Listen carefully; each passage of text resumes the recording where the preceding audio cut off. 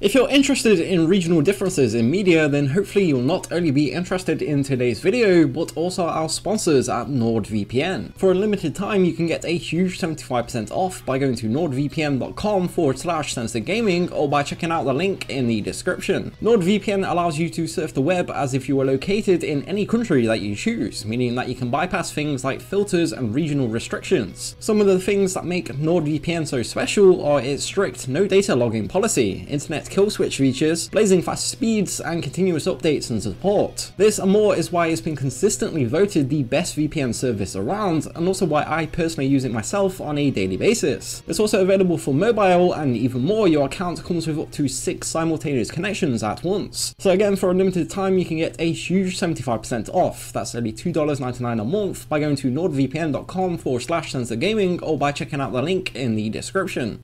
Yokai Watch 3 was recently released in Western countries, and like other Yokai Watch media, there are some interesting differences between the original Japanese versions and the versions released overseas. For those out of the loop, Yokai Watch is quite similar to the Pokemon franchise, with the numerous games, anime, and other media revolving around catching lots of different types of creatures and battling with them. Also comparable to Pokemon, the third mainline entry in the series was actually released in multiple versions in Japan. First there was Yokai Watch 3 Sushi and Yokai Watch 3 Tempura, which were both released for Nintendo 3DS July 16th, 2016. Whilst largely being the same game, the different versions, for instance, allowed players to collect some unique yokai depending on which versions you're playing, similar to Pokemon's multiple releases. Following this came Yokai Watch 3 Sukiyaki on December 15th, 2016, which combined both games together and added various improvements. Over in the West though, Nintendo decided to take a different route and instead just released one version overseas. This version was based on the final Japan release, but with even more improvements. Now, as mentioned, the Yokai Watch franchise is known to have quite a few changes for its English releases, and one of these is that it is no longer set in the fictional Japanese town of Sakura, but instead a fictional location based in the United States called Springdale. Replacing Japanese themes with more English ones can be found throughout the franchise, and this practice is something that is in no way new when bringing Japanese media to Western shores, and is said to be due to the publishers trying to better appeal to Western audiences. The franchise's star character, for example, instead goes by the name of Amano Keita in Japan, rather than the English name Nathan Adams. The game Yokai Watch 3 also introduced another main character called Haley-Ann Thomas. Over in Japan, on the other hand, she is known as Misura in Aho. This changing locations from Japan to the United States, however, ended up causing some problems with the release of the third game. You see, in the Japanese version of Yokai Watch 3, the game is based around the characters traveling from Japan to the United States, something that they clearly can't do if they are already located in the country. Thus, the translators made some interesting tweaks to get around this, with the first being changing traveling to the USA to traveling to a new fictional country called BBQ. You can find quite a few differences in the game due to this country change. For instance, in the Japanese version of the game, Sakura's currency is yen like real life Japan, and USA uses dollars like in real life America. For the English versions, this was changed so that Springdale uses dollars and BBQ uses a new fictional currency called BBQ bucks, with a new symbol representing it. The cutscene that plays when swapping between characters was also changed due to the original version showing a globe which rotates between the United States and Japan. In the English versions, this was altered to a much more stylized and less realistic globe to go with the location changes. Another interesting change was also made to Linguist, who teaches the player how to understand BBQ's local accent. In the English versions, BBQ's population speak in a very southern US accent, and at first the player can't understand anything that has been said by anybody due to this. That's until he meets up with Linguist, that is, who is said to know every language in the world and teaches the player to understand and speak the accent too. In the Japanese version, however, this was very different. Here, the location's population instead spoke in regular English, complete with English subtitles. This means that non-English speakers would have definitely not been able to understand what was being said in the Japanese version of the game, and it also keeps with the setting of the game being based in the USA. Then, when taught the language by Linguist in the Japanese version, the subtitles revert back to Japanese to signify learning the language. It's interesting to note how these same changes weren't made to the non-English European translations, however. Due to the non-English translations never being set in the United States and instead somewhere in Central Europe, these versions kept the setting of moving to USA. This means that things like USA's population speaking a different language was, like the Japanese version, kept as them speaking English rather than the European languages like French. Again, if you're interested in regional differences, then you may be interested in checking out our sponsors at NordVPN and their big limited time offer via the link in the description. But what do you think about changing these elements for the English versions? As always, please let us know your thoughts in the comments below and consider subscribing to see more videos on how media is changed around the world. Until next time, thank you for watching.